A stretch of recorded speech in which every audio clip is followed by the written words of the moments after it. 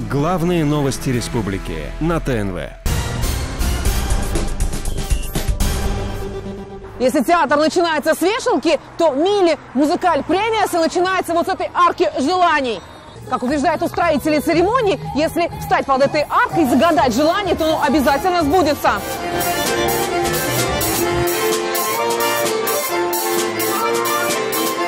А еще это арка – вход в самый чудесный мир музыки, где прекрасные ангелы, облаченные в золотые одеяния, охраняют самое дорогое – волшебный цветок с 9 лепестками. Концепция основной вообще всего мероприятия можно описать одним словом, красивым, татарским словом «ман». Оно, к сожалению, не переводится и не имеет прямого перевода на русский язык, поэтому мы решили его визуализировать через различные приемы. Состояние, которое дает «ман», это именно ощущение полета, ощущение легкости. И ничто так не дает такое же ощущение, это крылья. Поэтому основной концепцией было выбрано крылья, которые люди одевают на себя, слушая песню, вдохновляясь, вспоминая песни, которые пели им родители в детстве. Маленькую копию цветка вот уже 6-й год подряд в Казани вручают победителям национальной музыкальной премии «Болгар Радиосы». И каждый год поклонники татарской эстрады ждут объявления имен победителей с большим нетерпением. Мы не только пришли, мы с друзьями из юлианских гостей пригласили, чтобы посмотреть.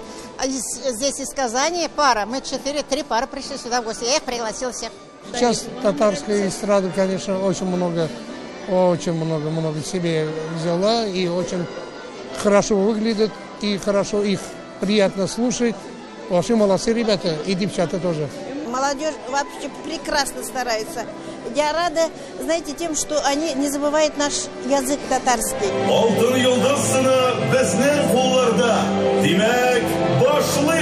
Национальная музыкальная премия «Болгар Радиосы» несомненно одно из самых значимых культурных событий Татарстана. Обладателем заветной статуэтки становится тот исполнитель, чья песня оказалась самой востребованной на «Болгар Радиосы».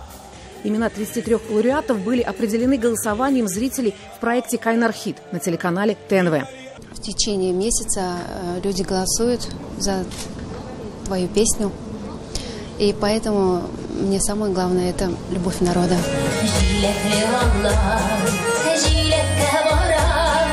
Церемония награждения стала по-настоящему зрелищным и грандиозным шоу. Перед Аделем Шагиевым, главным хореографом мероприятия, стояла задача языком танца рассказать каждую песню, что в этот вечер звучало со сцены. У Гульдении Хайруллиной золотая статуэтка уже 3-я в ее карьере. Как говорит исполнительница, еще несколько лет назад она с недоверием относилась к участию в музыкальных хит-парадах. Все изменилось после 1-го награждения национальной музыкальной премии. Эта премия дает стимул дальше работать, еще больше стараешься, еще лучше песни ищешь.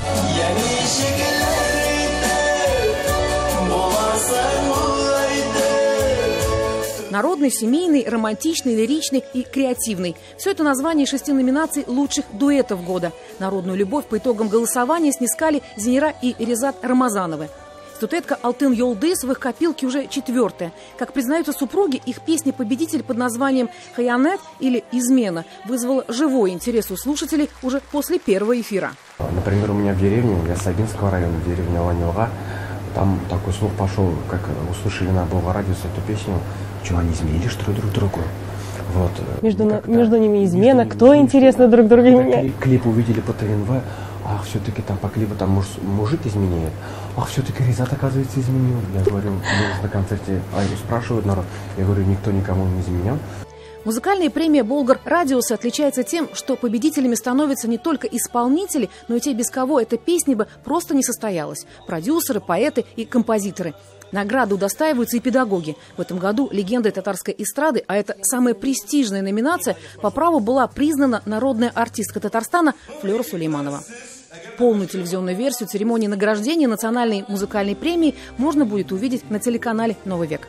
Елена Горбунчик, Андрей Мохов и Роман Безменов. 7 дней.